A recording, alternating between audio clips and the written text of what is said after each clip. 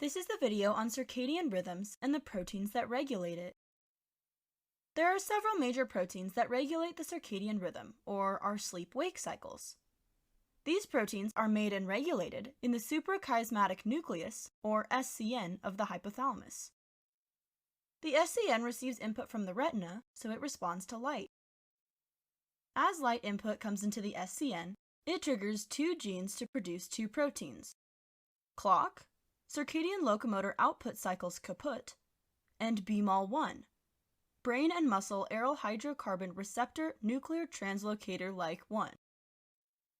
These two proteins combine to make a dimer and re-enter the nucleus to enhance the transcription of three more proteins known as CCG, circadian clock genes. These proteins are CRY, cryptochrome, and PER1, 2, and 3, period. PER2 combines with CRY to form a CRY-PER2 dimer. This dimer enters the nucleus again and inhibits the clock BMAL1 dimer, shutting down the enhanced transcription of the three genes. At the same time, it stimulates the production of the clock and BMAL1 proteins. This process takes about 24 hours, our internal clock. This research started with fruit flies. There are two loops for Drosophila. The first is transcription of clock and cycle, their equivalent of BMAL1. These proteins will enhance the transcription of PER and TIM, timeless.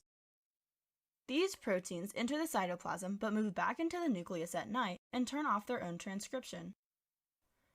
The circadian rhythm is more than just a sleep-wake cycle for mammals.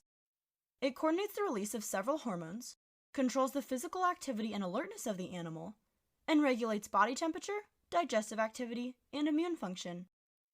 For example, cortisol and growth hormone fluctuate on a 24-hour cycle. At night, our body temperature drops a bit and raises in the daytime. Interesting research has shown that the SCN is the driver for circadian rhythms. If the SCN of a mouse is injured or destroyed, the mouse will still sleep about the same amount of time, but in varying lengths and timings, thus becoming erratic.